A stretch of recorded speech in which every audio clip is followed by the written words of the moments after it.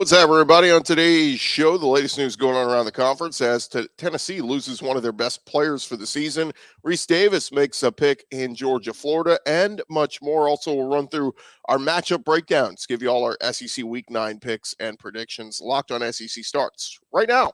You are Locked on SEC, your daily podcast on the Southeastern Conference. Part of the Locked On Podcast Network, your team every day.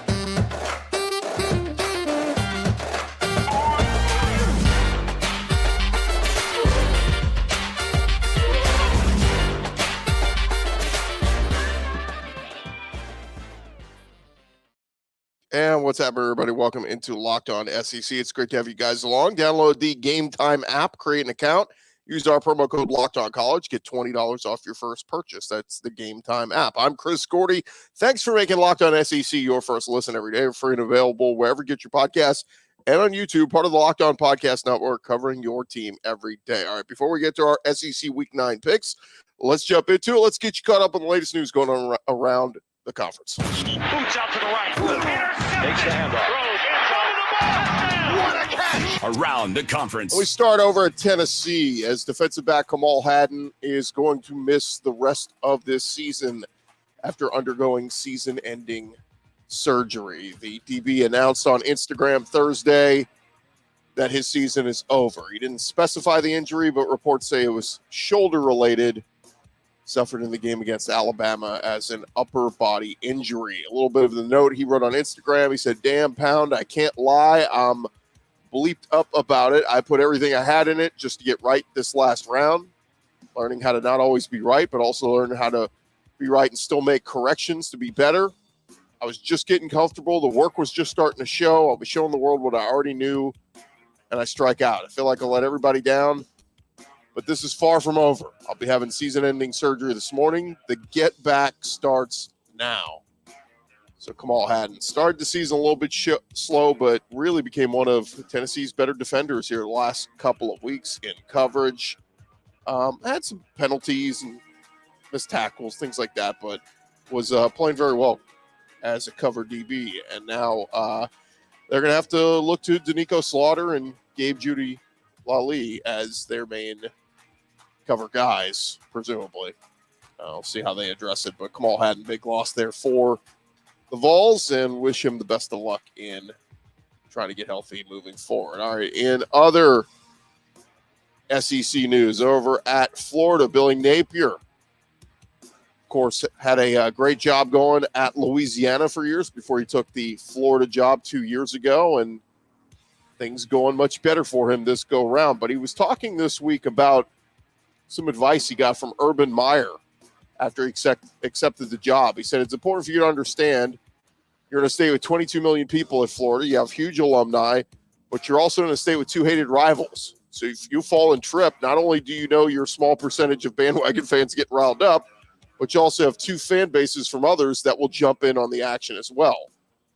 So that's the reality. Again, that was told to Napier by Urban Meyer from his time as Florida head coach. But Napier off to a good start after that 6-7 awful season last year, 5-2 so far this year, and a big opportunity to pull off an upset in Gainesville this weekend. And Rece Davis, ESPN host and college football analyst, he was on the College Game Day podcast this week talking about the game between Florida and Georgia. And he said, look, in 1976, Florida had a chance to win their first ever SEC championship, and Georgia beat them.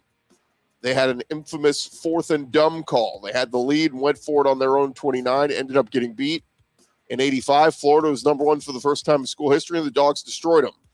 So there's been a lot of games that have gone both ways over the years. But this is like the perfect spot for Florida to do this to Georgia. And I just don't believe it. I'm going to take the Dogs and the points, even without Brock Bowers. So that was Rece Davis's pick. Last season's game was 42-20 Georgia. Florida has not beaten the Bulldogs since that 2020 COVID season. But that game will be 3:30 Eastern on CBS on Saturday. Should be a really good one. Other news and notes around the conference. Over at Mississippi State, Nathaniel Bookie Watson having a nice season for Mississippi State. Had a really good game this past weekend with 14 tackles and 2 sacks in their win over Arkansas. He was on the SEC Network this week and said, my mentality really is just, I woke up and you can ask my teammates around 4 or 5 in the morning. I was watching Lion videos the whole morning, watching the Lions attack. So when we did our little walkthrough before getting on the bus, I called the defense up. I was like, let's go out here and get back to the real Mississippi State defense and show that Lion mentality. Said I had a little quote on my phone that I post before games. It'll be like, what does a lion do in the jungle when it's hungry? It said, eat. So I just played that back in my head over and over again. So Mississippi State and Bookie Watson, they are playing a road game at Auburn this Saturday, and we'll see if he watches more Lion videos to get inspired ahead of this one. Over to Alabama, Nick Saban making his weekly appearance on the Pat McAfee show on Thursday. And one of the big topics has been about the sign stealing incident over at Michigan, and a lot of coaches talking about the topic of radios in helmets. Saban making a strong case for in-helmet radios. He said that would eliminate the possibility of signs being stolen. He said, quote, there's no reason you can't just tell the quarterback what the play is rather than having signs and signals and 3 people signaling all this stuff, trying to get in the play. It's more difficult for the players because they've all got to get the sign because everybody's going no huddle now.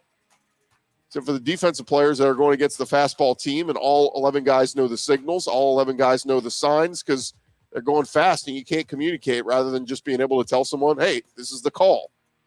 So that would clean up all of this. Saban did go on to say there's such a discrepancy. We shouldn't be living by the same rules when it comes to leagues like the SEC, Big Ten, Power Fives. I said it should just be allowed in all of them. One other note on Saban, he believes the selection committee should change its approach and how it does the college football playoff rankings. Of course, Alabama was left out of the playoff a year ago after losing to Tennessee and LSU. Saban said the playoff committee should factor in strength of schedule when they decide who gets left out. He said, quote, I felt like last year we were probably one of the best 4 teams in the country, but because we lost 2 games on the last play of the game, we never got into the playoffs. But I think they should put more emphasis on strength of schedule, who you play, how many top 20 teams you played and beat, whatever it might be. So I think when you go to 12 teams, you definitely get all the best teams. But I think right now it's a little hit or miss. I kind of agree with Saban from the standpoint of, look, you know, LSU schedules Florida State week 1 this year. They lose to them. And everybody's, you know, kind of counting LSU out because they lost that one, lost to Ole Miss. Whereas the Michigan's undefeated, but who have they beaten? I mean, they play like Rutgers and Bowling Green and a bunch of nobodies. And, you know, I'm seeing some write-ups, J.J. McCarthy for Heisman. I'm like, what? Why ever schedule a tough game? Like, why not just play a bunch of cupcakes, go undefeated, and get in the playoff? I mean, to that point, I think Saban's right. Like, strength of schedule should matter. If you're going to go out and play a tough team and lose a close one, then you should get some extra points for that as opposed to a Michigan who plays absolutely nobody. All right, another college football tidbit in here. This one is somewhat SEC related, but I figured we'd mention it. Steve Sarkisian telling reporters at Texas on Thursday, Malik Murphy is going to start this week for the injured Quinn Ewers in their game against BYU. That means freshman quarterback Arch Manning not going to start. Now, he may play. Sark said earlier this week that he thinks both quarterbacks could see action in this one, but just something to keep an eye on. Longhorns and BYU will play at 2:30 Central on ABC on Saturday. But Arch, you know, presumably Quinn Ewers goes pro. Is Arch going to be the quarterback next year? Is he going to be battling Malik Murphy when they get to the SEC? Just something to keep an eye on. If Arch barely plays this year, are they really going to go throw him into the fire the SEC next year, play the SEC schedule as the Longhorns quarterback? We'll see. A few other notes here. Recruiting news. Jaden Sellers joining his brother at South Carolina to play for Shane Beamer. Lenoris Sellers in his freshman season after signing part of the 2023 class. But Jaden Sellers, class of 2025 prospect, announced his commitment to South Carolina. He's 5'11", 165 pounds, rated the number 7 player in the state of South Carolina in 2025. Mississippi State on Thursday added to their recruiting class, landing commitment from JUCO Brandon Jennings. He's a linebacker from Hines Community College in Mississippi. Announced his pledge to the Bulldogs. 7 games thus far this year. He's totaled 47 tackles, 5.5 tackles for a loss. And it'll be a return to the FBS ranks for him, former 4-star recruit who initially signed with Maryland in the class of 2021. And one more recruiting tidbit, this one coming from LSU last night. They made a big flip from A&M. Weston Davis, an offensive lineman, 6'5", from the state of Texas. He had committed to Texas A&M and officially flipped his commitment to LSU on Thursday evening. So a big-time get there for Brian Kelly and company on the offensive line. Thank you guys for making Locked On SEC your first listen every day. Coming up next, we'll start to make our SEC Week 9 picks. That's coming your way in just a sec.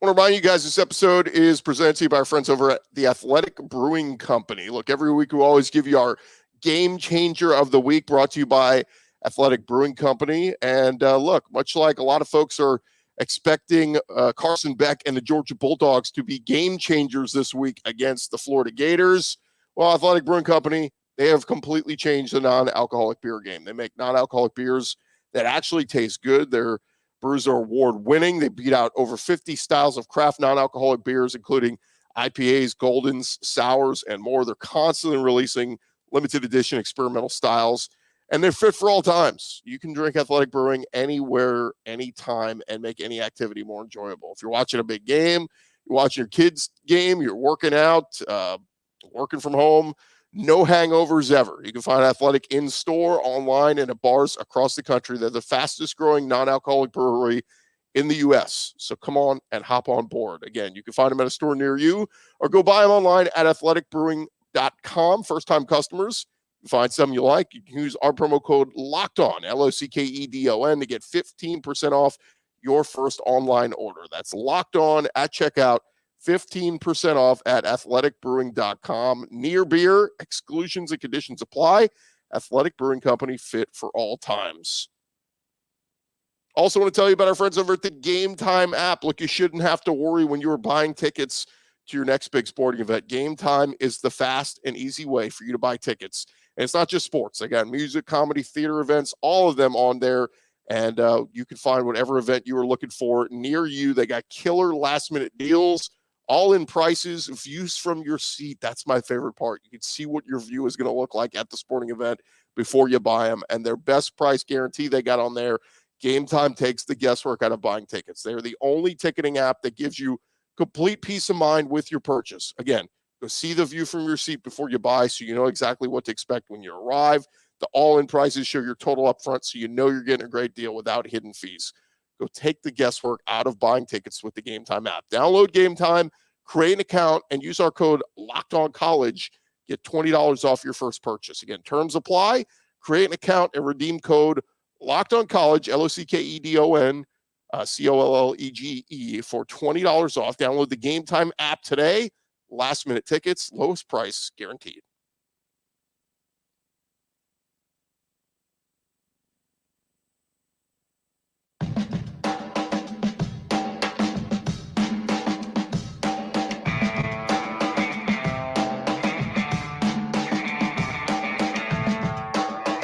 Going along here, Locked On SEC, and thank you guys for making Locked On SEC your first listen every day. Shout out to our everydayers. On Monday, we'll do our winners and losers of the weekend in the SEC, and also want to remind you guys every Friday we got the Locked On College Football Preview Show. Find it on any of our Locked On College channels, including right here on Locked On SEC. Those guys will be getting you ready for the weekend to come with all the big games across all of college football. All right, let's jump into it. Let's get to our matchup breakdowns, and we'll give you our picks heading into SEC Week 9. Matchup breakdowns.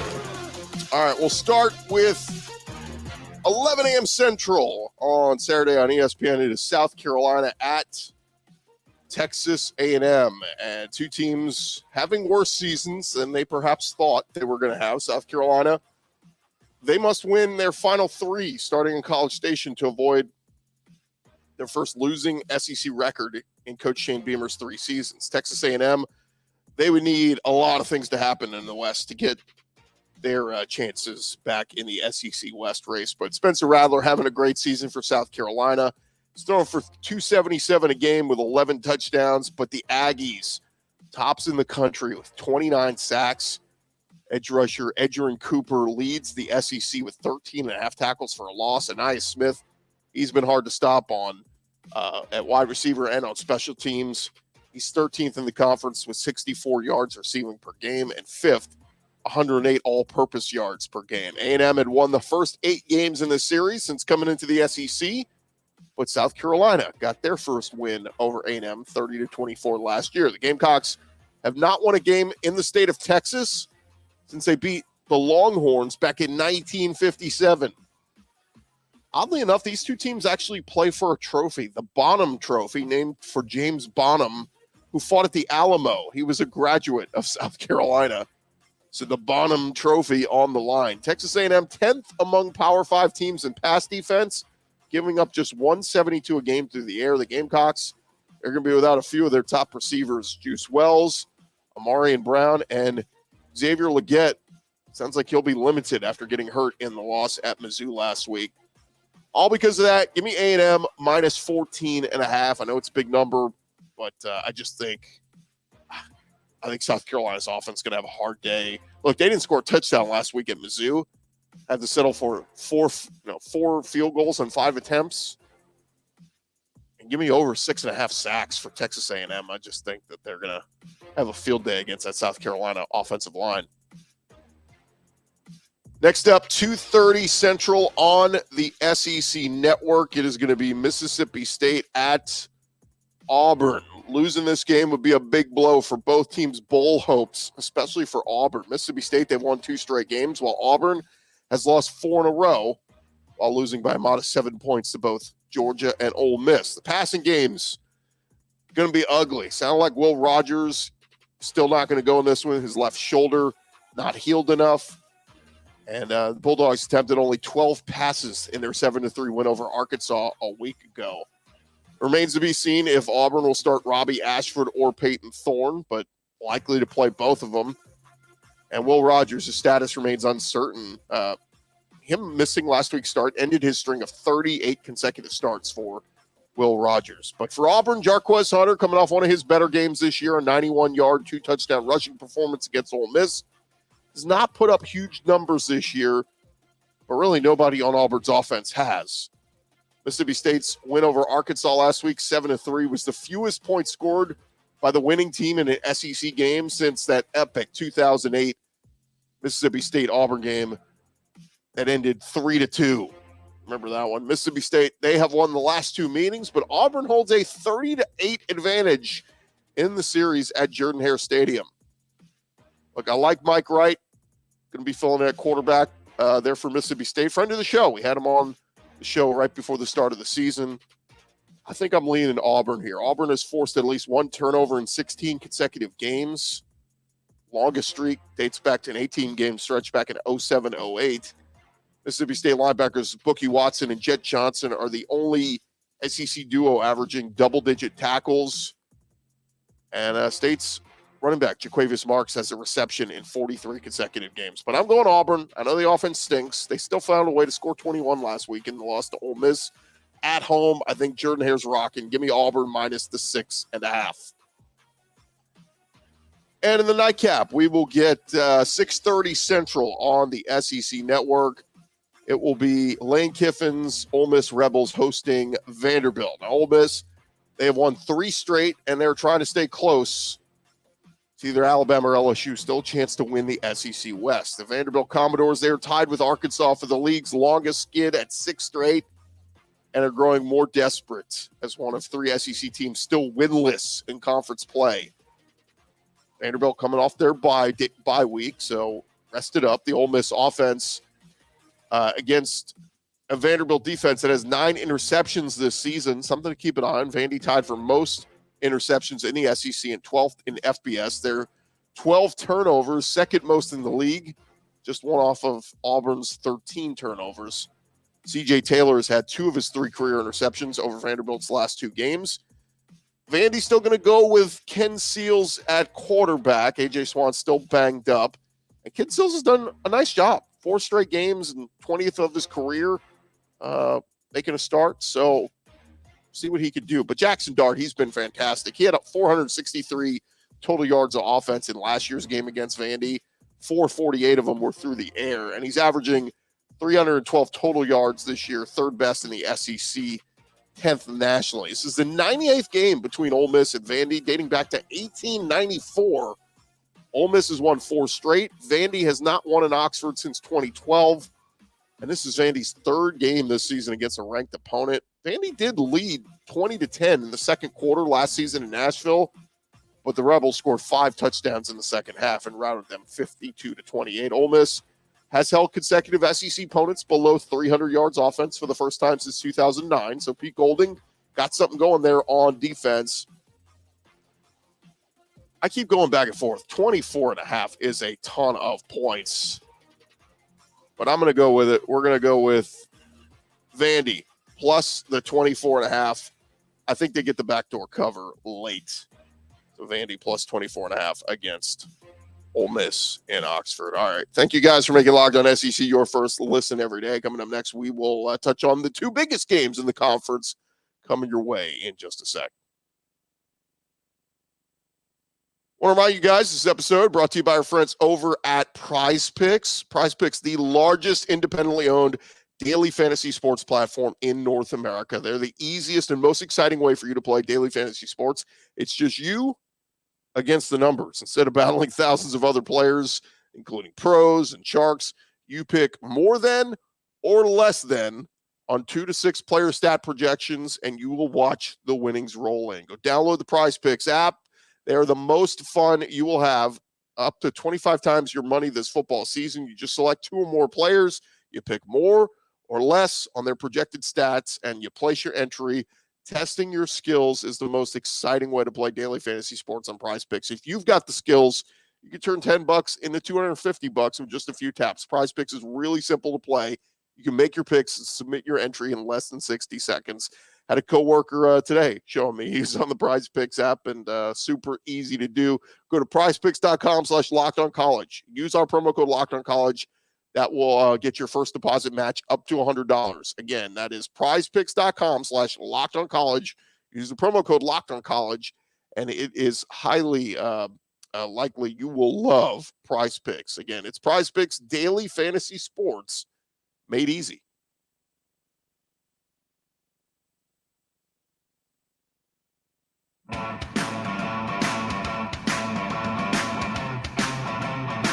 All right, run along here to Locked On SEC. We got 2 big games left in the conference to jump into, so let's dive right back into it as we get to Saturday night, 7 p.m. Eastern on ESPN. It is number 21 Tennessee at Kentucky, and a monster game for both sides. Both teams need a win to have a chance to finish at least 3rd in the East, and both trying to bounce back from rough losses. Tennessee blew a big halftime lead at Alabama last week, hurt their chances at the East. A win Saturday would make Tennessee bowl eligible for a 3rd straight year under Josh Heupel, so that would be good.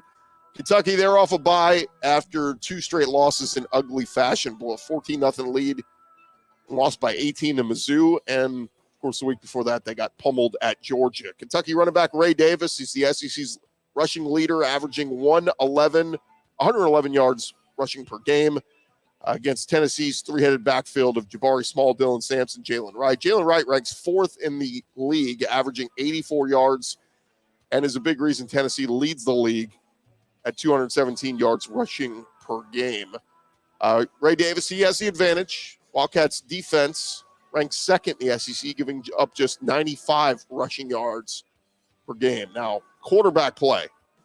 It's going to be interesting. Joe Milton, he could not move the Vols offense in the second half in their loss to Alabama. Kentucky quarterback Devin Leary, he has passed for 14 of his 15 touchdowns through the air. That ranks 6th in the SEC.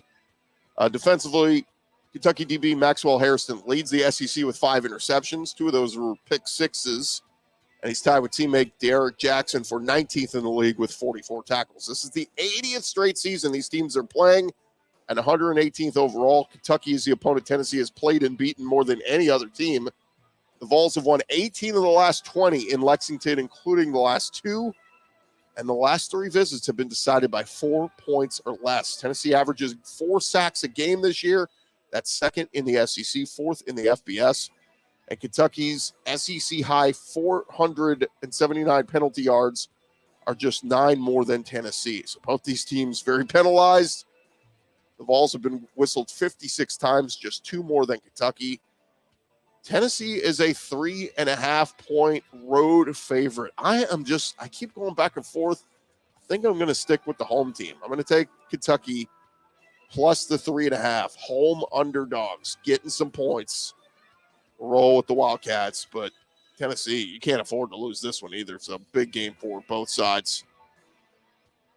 And at 3:30 Eastern on CBS from Jacksonville, it'll be number 1 Georgia at Florida. Steve Spurrier, who went 11-1 in the world's largest outdoor cocktail party as Florida's coach from 1990 to 2001. He talked to the Gators this week before they attempt to become the first team in nearly 2 years to beat Georgia. Billy Napier said, "You'd be foolish not to take full advantage of having such an accomplished coach like Coach Spurrier around. Coach has got conviction about the University of Florida. He cares about this place. It's important to him." So the old ball coach spoke to Florida this week to help inspire them. But a little neutral site action on Saturday. Georgia is the nation's longest win streak at 24. The team has won 5 of the last 6 meetings against Florida. And they are a 14.5. Actually, the line moved 15.5 over at FanDuel. And they won their looking to win their 3rd straight in the series. Bulldogs have looked vulnerable at times this year. They trailed South Carolina, Auburn, and Vanderbilt, teams with a combined 1-12 record in SEC play, by at least a touchdown before they rallied. And now Georgia is without their best player in tight end Brock Bowers. He is going to miss at least a month. Georgia quarterback Carson Beck, he will make his first collegiate start in his hometown. He's from Jacksonville, was a 4-star recruit. So he will obviously be wanting to impress his friends and family in attendance. He ranks 6th in the nation, completing 73% of his passes. And he's on pace to top Stetson Bennett's school record of 68% completion percentage last year. Beck is not the most accurate passer in this game, though. Graham Mertz is. He ranks 3rd in the country, completing 76% of his passes.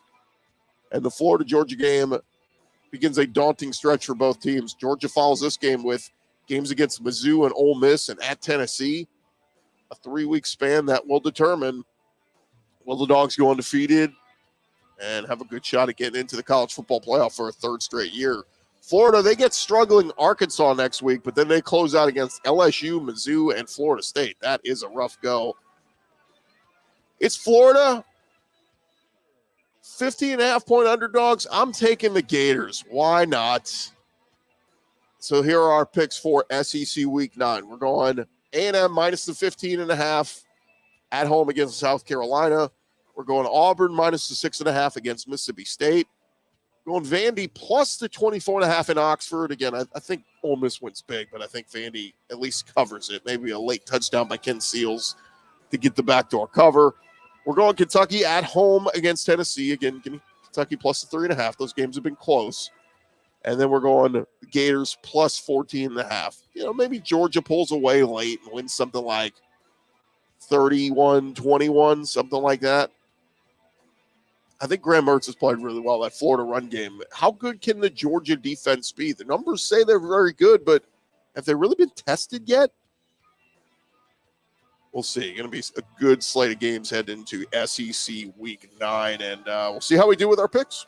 Had a better week last week. We'll see if any of those picks hit this week. That is going to do it for this edition of Locked On SEC. I'm Chris Gordy.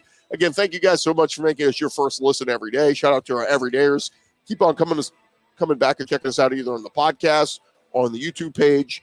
And we'll talk to you guys on Monday with our winners and losers of the weekend, all coming your way right here on Locked On SEC. Have a great weekend, everybody. Be safe out there.